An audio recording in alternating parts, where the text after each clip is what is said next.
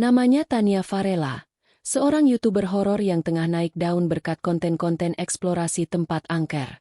Wajah cantiknya, dikombinasikan dengan keberaniannya menantang dunia gaib, membuat kanal miliknya, Tania Tembus Dimensi, dilihat jutaan kali. Tapi malam itu, langkahnya membawa dia lebih jauh dari biasanya. Terlalu jauh. Rumah itu berdiri di ujung sebuah hutan kecil di pinggiran kota Karawang. Sudah puluhan tahun kosong. Konon, pemiliknya sekeluarga tewas mengenaskan pada malam Jumat Kliwon, dan jasad mereka tidak pernah ditemukan. Warga setempat menyebut tempat itu, rumah ketuk 3 kali. Sebab siapapun yang ingin masuk, konon harus mengetuk pintu utama 3 kali. Kalau tidak, penghuni lama tidak akan senang. Tania tidak percaya tahayul. Aku akan buktikan semuanya hanya mitos, katanya sambil menyalakan kamera. Ia berdiri di depan rumah tua berlantai 2, catnya mengelupas. Jendela kaca pecah tak beraturan seperti mata kosong yang mengawasi siapapun yang mendekat. Angin malam menderu pelan. Daun-daun kering berputar di kakinya, seperti menyambut tamu yang tak diundang.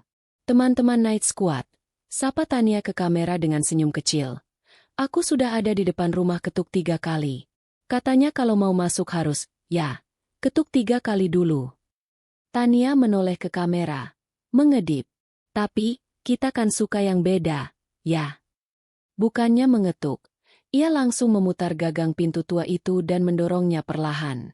Pintu berderit keras, membuka dengan sendirinya. Udara di dalam terasa lebih dingin dari luar. Aroma tanah basah dan besi berkarat memenuhi udara. Langkah demi langkah, Tania masuk, menyorotkan senter ke sekeliling. Dindingnya penuh coretan tak terbaca, seperti simbol kuno. Sebagian terlihat seperti bercak darah lama. Creepy banget, gumamnya. Tapi dia tetap tersenyum ke kamera. Tiba-tiba, duk, duk, duk. Tania terdiam. Itu, suara ketukan. 3 kali. Tapi bukan dari pintu depan. Dengan napas menahan, ia menoleh. Kamera menyorot tangga kayu yang menuju lantai 2. Suara itu datang dari atas. Teman-teman, aku nggak ngetuk tadi. Tapi, ada yang ngetuk buat aku. Tania berusaha tertawa. Tapi matanya tidak tertawa.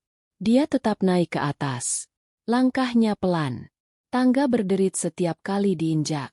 Di ujung lorong atas, ada satu pintu tertutup rapat. Pintu itu yang diketuk tadi. Tania yakin. Ketika ia hampir menyentuh gagangnya. Klik. Pintunya membuka sendiri. Dan dari balik kegelapan terdengar bisikan. Kamu lupa mengetuk. Tania membeku di tempatnya. Tangannya gemetar saat memegang kamera. Berusaha tetap stabil. Dalam hati, dia mencoba menganggap itu hanya efek sugesti. Mungkin suara angin. Mungkin rumah tua ini memantulkan suara-suara aneh. Tapi ada bagian dari dirinya, bagian kecil tapi keras, yang tahu, ada sesuatu di balik pintu itu. Namun demi konten, dia tetap masuk. Gue sekarang udah di kamar atas. Katanya pelan ke kamera. Barusan pintu ini kebuka sendiri. Begitu melewati ambang pintu, udara di dalam ruangan langsung berubah. Lebih dingin, lebih berat. Aroma anyir langsung menusuk hidung. Seperti darah kering yang menempel di dinding bertahun-tahun lamanya. Senter kameranya menyorot sekeliling. Ruangan kosong, kecuali satu ranjang besi tua di sudut. Di atasnya ada boneka rusak, tubuhnya sobek, dan salah satu matanya hilang. Tania mendekat. Guys, ini serem banget. Boneka ini kayaknya udah di sini sejak tragedi itu. Saat ia hendak mengangkat boneka itu, layar kameranya tiba-tiba glitch. Gambar buram. Suara mendengung muncul di mic. Lalu, sekelebat bayangan melintas di belakang Tania. Ia tidak sadar. Namun para penonton yang nanti melihat rekamannya akan memperhatikan. Ada sosok anak kecil berdiri di pojok ruangan. Tania tersentak saat kamera mendadak mati. Baterainya penuh tadi. Katanya panik. Ia menekan-nekan tombol. Namun layar tetap hitam. Hening. Tiba-tiba, kraak, kraak, suara langkah kaki kecil. Dari belakang, Tania menoleh cepat. Tidak ada siapa-siapa. Senter ponselnya dinyalakan. Ia menyapu ruangan dengan cahaya. Tidak ada bayangan. Tidak ada jejak. Tapi saat ia hendak keluar, pintu yang tadi terbuka, kini tertutup rapat. Tania mencobanya. Terkunci dari luar. Ini gila. Ini udah nggak lucu. Suaranya mulai gemetar. Dan saat itulah boneka tadi tiba-tiba tergelincir sendiri dari ranjang. Jatuh ke lantai tanpa disentuh siapapun. Bersamaan dengan itu, suara seorang anak kecil terdengar di telinganya. Dekat sekali, seperti dibisikkan langsung. Kamu belum minta izin. Tania menjerit. Ritan Tania menggema di dalam kamar sempit itu. Ia mundur dengan napas memburu, tubuhnya menempel ke dinding, seolah bisa menyatu dengan tembok untuk melarikan diri dari suara gaib yang barusan membisikkan kata-kata mengerikan di telinganya. Kamu belum minta izin. Tangannya gemetar saat mencoba menyalakan kamera kembali. Masih mati. Ia akhirnya mengandalkan ponsel untuk menerangi ruangan. Senter dari layar ponsel menyapu sudut-sudut kamar yang kini terasa lebih sempit, lebih gelap, lebih hidup. Tania berusaha menenangkan diri. Ia tahu panik hanya akan membuat segalanya lebih buruk. Ia menghela napas dan mulai memeriksa ruangan lebih teliti, mencoba mencari jalan keluar, jendela, lubang, celah apapun. Tapi yang ia temukan justru sesuatu yang tak kalah mencurigakan. Sebuah laci kecil tersembunyi di bawah lantai ranjang. Dengan ragu, Tania menariknya keluar. Di dalamnya ada sebuah buku lusuh, berdebu dan penuh noda coklat tua, yang dia yakin bukan tinta. Di sampul depannya tertulis nama samar. Milik, Alma Firdania, 12 tahun. Ini, buku harian, gumam Tania pelan. Ia membuka halaman pertama. Tulisan tangan anak-anak yang rapi dan sederhana, tapi terasa penuh beban. Hari ini ibu memaksa kami berdoa sebelum tidur. Katanya kalau tidak, mereka akan datang lewat cermin. Tapi aku lupa tadi malam. Pagi ini, kakakku hilang. Tania menelan ludah. Ia membalik halaman. Mereka tidak suka kalau kita lupa mengetuk. Ayah bilang rumah ini milik mereka dulu. Sekarang kami hanya numpang. Tapi ibu tidak percaya. Sekarang ibu juga hilang. Semakin dibaca, semakin terasa jelas bahwa keluarga ini hidup dalam teror harian dari sosok tak kasat mata. Dan di halaman terakhir, tinta berubah menjadi goresan kasar, terburu-buru. Aku dengar langkah mereka. Mereka marah. Aku salah. Aku buka pintu tanpa izin. Maafkan aku. Lalu di bawahnya, tulisan terakhir. Jika kamu membaca ini, jangan lanjut ke kamar bawah tanah. Tania membeku. Ia baru sadar lantai kamar ini agak bergema saat diinjak. Ia menggeser ranjang tua itu, dan menemukan pintu perangkap kecil di lantai kayu, dengan palang besi berkarat. Kamar bawah tanah. Peringatan itu seolah tak berarti bagi rasa penasaran Tania. Walau tubuhnya menolak, otaknya memaksa. Demi video, demi penonton, tangannya sudah menyentuh pegangan besi pintu rahasia itu. Dan saat itulah, ia mendengar tawa kecil anak-anak, samar tapi dekat sekali. Lalu suara bisikan yang tak berasal dari satu mulut, melainkan banyak. Turunlah, kami sudah menunggumu. Tawa kecil anak-anak masih menggema di telinga Tania saat ia membuka pintu perangkap yang tersembunyi di lantai kamar. Engselnya berkarat, mengeluarkan suara parau saat digerakkan. Bau busuk menyeruak dari celah yang terbuka. Seperti bangkai tua yang lama terkubur dan kini dilepaskan. Tangga kayu sempit menjulur ke bawah, tenggelam dalam kegelapan pekat. Tania menelan ludah. Logika dan instingnya sudah berteriak agar dia berhenti. Tapi sesuatu yang lain, entah itu rasa penasaran, rasa tertantang, atau bisikan gaib yang perlahan mempengaruhi pikirannya, mendorongnya untuk turun. Ia menyalakan senter ponsel, lalu menuruni anak tangga perlahan. Setiap langkah terasa seperti memasuki perut rumah yang telah lama kelaparan. Lantai bawah tanah itu kecil dan sempit. Dindingnya terbuat dari batu bata tua yang lembab. Di salah satu sisi, tergantung cermin besar, retak di beberapa bagian. Cermin itu tak memantulkan bayangan Tania dengan benar. Gerakannya terlambat, terputus-putus. Di lantai, ada lingkaran garam yang telah terhapus sebagian. Di tengah lingkaran itu tergeletak beberapa boneka kain yang terlihat dijahit tangan, semuanya tanpa wajah. Dan di dinding belakang, terlukis simbol-simbol aneh dengan darah kering yang membentuk pola. 5 lingkaran saling bertautan, masing-masing dengan simbol anak kecil di tengahnya. Tania mendekat, merekam semuanya sambil berbisik ke ponselnya. Ini kayak semacam tempat ritual. Dan ini, kenapa semua simbolnya anak-anak? Tiba-tiba, lampu ponselnya berkedip-kedip. Layarnya menunjukkan notifikasi aneh. Wajah dikenali, 5 objek. Padahal, hanya ada dia sendiri. Saat ia menoleh ke cermin, bayangannya berubah. Dalam pantulan, Tania masih berdiri, tapi di belakangnya ada 5 anak kecil berpakaian seperti dari zaman kolonial. Wajah mereka pucat, mata mereka kosong, dan tangan mereka menunjuk padanya. Tania berbalik cepat. Tak ada siapa-siapa. Lalu, terdengar suara langkah kecil dari tangga. Tapi bukan satu. Banyak. Tania mundur panik. Nafasnya memburu. Tangannya gemetar. Kemudian terdengar suara bisikan serempak. Lirih, namun tegas. Kamu tidak boleh pergi sebelum bermain dengan kami. Cermin retak itu pecah tiba-tiba. Dan dari retakan itu, muncul tangan kecil yang mencengkeram udara seperti mencari tubuh untuk ditarik masuk. Tania menjerit, berlari menaiki tangga dengan lutut gemetar. Tapi setiap anak tangga yang ia injak, terasa seperti lebih panjang dari sebelumnya. Seolah-olah rumah itu mencoba menahannya di bawah.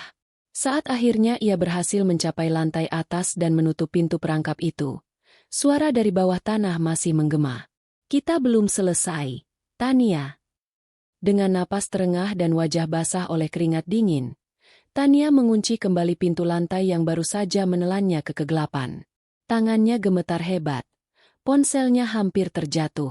Ia berdiri mematung, menatap lantai yang seolah masih menyimpan suara-suara gaib yang belum selesai berbicara. Tapi satu hal yang langsung terasa. Ada yang berubah.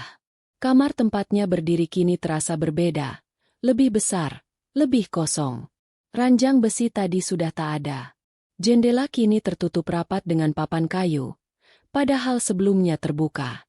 Dinding penuh coretan merah yang sebelumnya samar, kini lebih jelas. Dan yang membuat darahnya beku, semua coretan itu membentuk satu kalimat yang berulang-ulang. Kamu belum mengetuk. Tania menggigit bibir, menahan tangis. Ia berjalan cepat menuju pintu kamar dan menarik gagangnya. Terbuka. Lorong di luar tidak seperti sebelumnya. Tangga hilang. Jendela-jendela tertutup total. Lorong memanjang lebih jauh daripada saat ia pertama datang. Dan kini, semua pintu di sepanjang lorong itu terbuka perlahan satu persatu, tanpa disentuh. Apa aku masih di rumah yang sama? Bisik Tania pada dirinya sendiri. Ia melangkah dengan hati-hati, melewati pintu pertama. Ruangan kosong. Pintu kedua, penuh mainan anak-anak, sebagian rusak dan bernoda merah. Pintu ketiga hanya cermin besar, dan di pantulannya, wajahnya tidak mengikuti gerakan tubuhnya. Bayangannya malah tersenyum saat Tania tidak tersenyum. Tania mundur ketakutan. Ia berlari menelusuri lorong yang seolah tak berujung, berharap menemukan pintu keluar. Tapi semakin jauh ia berlari, semakin rumah ini berubah. Lantainya kini seperti tanah basah. Udara dipenuhi aroma darah dan bunga melati busuk. Di kejauhan, terdengar suara musik kotak mainan, diputar lambat. Suara perempuan dewasa ikut bersenandung, tapi suaranya berat retak, seperti pita kaset tua. Akhir lorong membawanya ke ruang tamu. Namun kali ini, ada cermin besar menggantikan pintu depan. Tania menatap bayangannya yang kembali muncul. Namun kali ini, bayangan itu berbalik menghadapnya. Matanya merah. Mulutnya bergerak tanpa suara. Tapi Tania bisa membaca bibirnya. Kamu sudah masuk tanpa izin. Maka kamu harus tinggal. Dari balik cermin, muncul tangan pucat yang menempel dari dalam. Diikuti wajah anak perempuan kecil yang matanya hitam pekat tanpa bola mata. Tania menjerit. Melempar ponselnya ke cermin. Retak. Namun layar ponsel menyala sesaat, dan tampak tulisan rekaman otomatis muncul. Live streaming aktif. Tanpa ia sadari, semua ini sedang ditonton langsung oleh ratusan orang. Dan komentar pun mulai bermunculan. Itu siapa di belakang Tania? Cerminnya gerak sendiri. Kok Tania diam terus? Aktingnya keren banget. Tapi Tania tidak melihat komentar itu. Ia kini hanya melihat satu hal. Bayangannya yang perlahan berjalan keluar dari dalam cermin. Bayangan Tania melangkah keluar dari cermin. Tubuhnya sama persis, kecuali matanya yang hitam legam dan senyumnya yang terlalu lebar untuk wajah manusia. Tania terdiam, tak mampu bergerak. Tubuhnya dingin seperti es. Ia mundur pelan, tapi bayangan itu maju, mengikuti. 1 langkah, 2 langkah, lalu menghilang. Bukan lari, bukan bersembunyi, hanya menghilang begitu saja. Tania memejamkan mata, berdoa dalam hati. Ketika membuka mata, ia menyadari sesuatu yang jauh lebih aneh. Pagi telah datang. Matahari menyinari ruang tamu rumah tua itu dari sela-sela papan kayu yang menutupi jendela. Cahaya kuning pucat menyapu debu yang melayang-layang.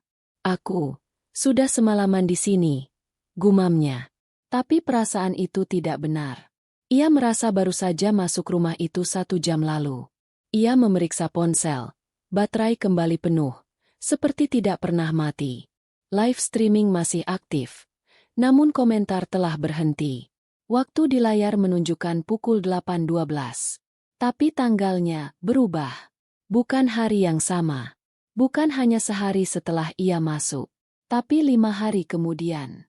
Tania membeku. Ia mencoba membaca komentar yang tertinggal. Beberapa pesan membuat darahnya mengalir lebih cepat. Tania nggak keluar-keluar. Udah 5 hari, tapi channelnya masih live. Kami udah lapor polisi. Nggak ada yang nemu rumahnya. Napasnya berat. Ia menuju pintu utama, mencoba membukanya. Terkunci. Bahkan tak ada lagi pegangan pintunya. Seolah rumah ini sudah menelan pintu keluar. Tania mulai panik, berlari ke arah dapur. Ia berharap menemukan jendela atau celah apapun untuk kabur. Tapi ruang demi ruang hanya mengulang. Lorong yang sama, meja yang sama, bahkan coretan di dinding yang sama. Ia kembali ke ruang tamu. Namun kini, semua jam dinding menunjukkan pukul 8.12. Detiknya tidak bergerak. Waktu terkunci. Tiba-tiba, dari arah belakang, terdengar langkah kaki. Berat, lambat, tapi pasti. Tania menoleh cepat. Seorang perempuan. Rambut panjang acak-acakan. Gaun putih kotor menempel di kulitnya yang pucat. Tapi wajah itu mirip Tania. Hanya lebih tua. Lebih lelah. Lebih hampa. Perempuan itu berbisik. Kamu juga akan lupa seperti aku. Semua yang masuk ke sini akan terlupakan oleh dunia luar. Tania mundur. Siapa kamu? Perempuan itu hanya menggeleng pelan. Lalu dengan suara parau, ia berkata, aku juga pernah menantang tempat ini, demi views. Tapi sekarang, aku cuma bayangan dari yang dulu. Dan sebelum Tania bisa bertanya lebih lanjut, perempuan itu menguap menjadi kabut, meninggalkan aroma tanah dan bunga busuk. Tania terduduk di lantai. Kepalanya sakit, dadanya sesak. Dalam genggaman, buku harian Alma Firdania entah bagaimana kembali ada di tangannya, terbuka pada halaman terakhir. Tulisan baru muncul sendiri di kertas. Tinta merah menyusup perlahan. Dia yang datang tanpa izin, tidak bisa pulang tanpa pengganti. Kata-kata itu seperti vonis. Nafasnya tercekat. Ia mulai menyatukan semuanya. Tawa anak-anak, bayangan dalam cermin, sosok perempuan yang menyerupainya. Waktu yang tak bergerak. Rumah ini adalah perangkap. Dan setiap yang masuk akan hilang dari dunia. Kecuali seseorang menggantikan tempatnya. Tania menatap ponsel yang masih merekam. Kamera live-nya kini menampilkan dirinya dengan wajah pucat, mata lelah, dan napas berat. Penonton yang tadinya ratusan, kini hanya belasan. Tapi komentar masih berjalan. Fake semua ini. Pasti editan. Kontennya mulai boring, biasa aja. Mana endingnya? Nggak serem. Tania menggigit bibirnya. Sesuatu dalam dirinya retak. Ia sadar, tidak ada yang benar-benar peduli. Semua hanya ingin ditonton, dihibur, ditakuti. Ia menatap ke arah jendela. Tetap tertutup. Dunia di luar terasa sangat jauh. Namun mendadak, notifikasi ponselnya muncul. Bel DM baru dari Clarissa. Tan, ini rumahnya di mana sih? Aku pengen banget ikut explore rumah hantu kayak kamu. Tania terdiam. Tangannya perlahan mengetik balasan. Di ujung hutan Cikalapa. Ambil jalan tanah setelah jembatan tua. Ketuk pintu 3X. Baru masuk. Beberapa menit kemudian. Waktu mulai bergerak.